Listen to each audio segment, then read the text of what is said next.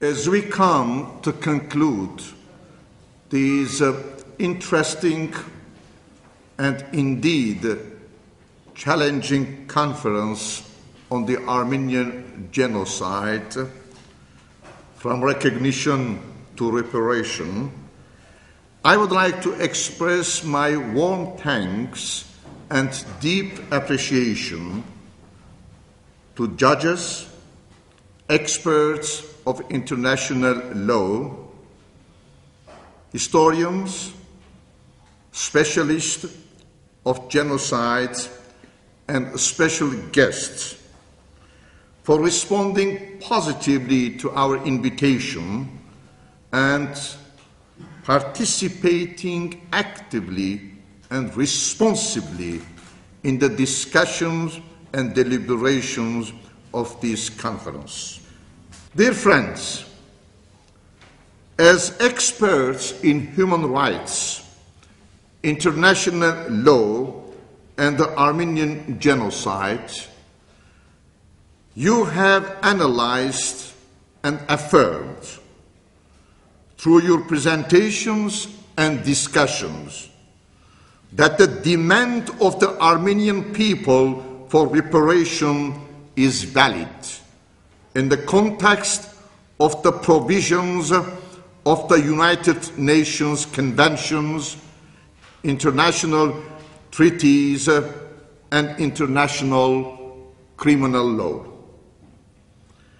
You also referred to the limits and limitations, ambiguities and imperfections of international law, and identified a number of critical problems related to the application of international law in the context of geopolitical relations, which may hamper any process towards reparation.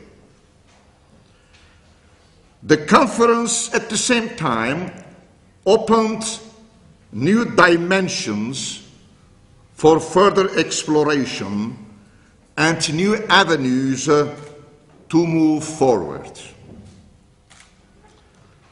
We must be realistic. Neither we can continue anymore advocating only the recognition of the Armenian Genocide, nor we can move forward smoothly towards a comprehensive reparation. We should avoid these extremes. What should we do? International law and its relevant international norms arising from treaties, conventions, and resolutions of UN General Assembly challenge impunity in all forms, spell out the international legal principles of accountability, justice, and rule of law, and affirm the necessity for reparation. Furthermore, the Universal Declaration of Human Rights clearly states that, quote, "No one shall be arbitrarily deprived of his property," unquote. And the return of property is an integral and essential part of reparation according to the Universal Declaration of Human Rights. Hence, the confiscation of properties is indeed a continuous crime against humanity, as we repeatedly pointed out. The international law provides the legal basis for the successors of the victims of genocide to present a collective claim for the return of properties to their rightful owners. Turkey may continue denying the Armenian genocide. It may continue spending significant political capital and issuing threats in an attempt to block initiatives aimed at recognition of the Armenian genocide.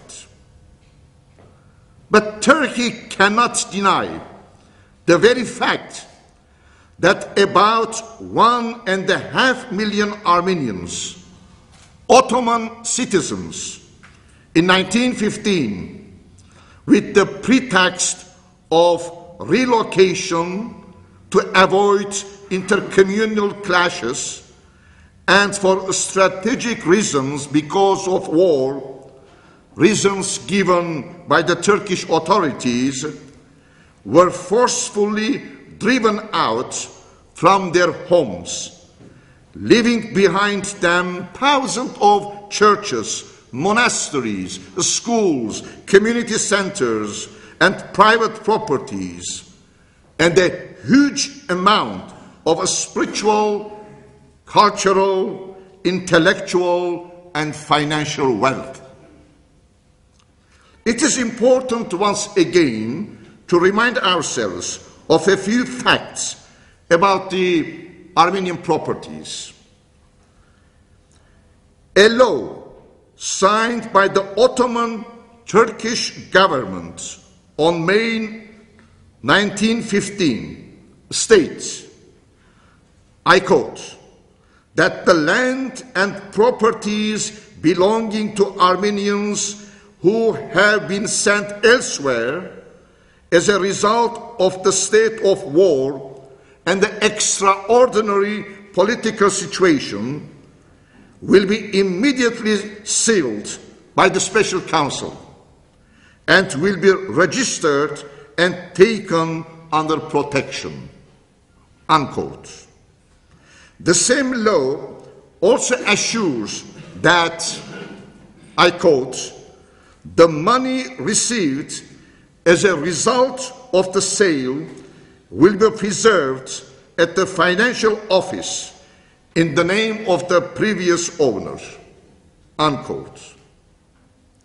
In contrast to this law, and in order to give a permanent solution to the complex issue of properties, the Ottoman Turkish government invented the theory of so-called abandoned properties and put on sale and public auction the Armenian properties, even providing payment facilities to accelerate the sale.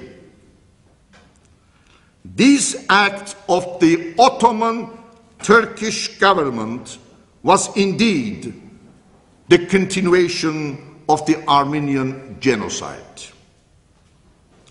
I repeat, the policy of denial does not exempt Turkey from its legal obligation towards the Armenian properties.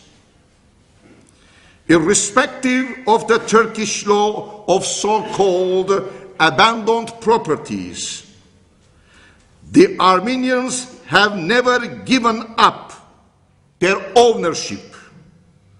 They remain the legal owners of their properties according to the international law, the Lausanne Agreement, which was signed by Turkey, as well as according to the Turkish domestic law. Therefore, within the context of reparation for the Armenian genocide, at this point in time, and as a first concrete step towards a full restoration of the legitimate rights of the Armenian people, church and community properties must be returned to their rightful owners. Here I have before me almost a complete list of churches and church properties which were duly registered by the Turkish state officers in 1912, before the genocide. The necessary documentation and information on these properties could be found in the archives of the Armenian Catholicosate of Cilicia, the Armenian Patriarchate of Jerusalem, the Armenian Patriarchate of Constantinople, as well as in the archives of the Turkish government. The Armenian Catholicosate of Cilicia, itself a victim of genocide, has the moral and legal obligation and the legitimate right to claim its own properties. I have before me a document of unique importance. This morning you already heard about the lawyer Zakaria Bezdikian, assistant on legal matters of the Catholicos of the time, who in 1921, upon the demands of the Catholicos, has prepared this list of the properties belonging to the Catholicosate, together with a memorandum. And this list was presented officially to the High Commissioner of France in Syria and Lebanon.